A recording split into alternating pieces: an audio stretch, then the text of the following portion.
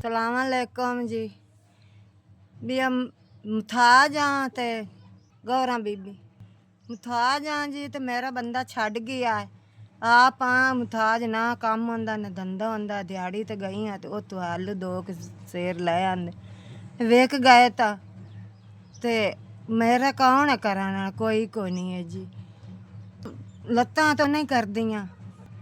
हाँ टुरा ही नहीं जाता होंदा नहीं। बंदा छड़ गया रोजी पूरी नहीं होंदी। हाँ जी बड़े हालात खराब हैं। तो आलू वेग गए तो कोई पका लिसा लेते जे ना होए तो गरीब हैं।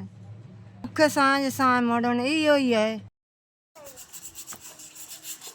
SVS ਤੁਹਾਡੀ ਮਿਹਰਬਾਨੀ ਤੁਹਾਡੇ ਤਰਫੋਂ 5000 ਮਿਲ ਗਿਆ। ਮੈਂ ਬੜੀ ਖੁਸ਼ ਹਾਂ।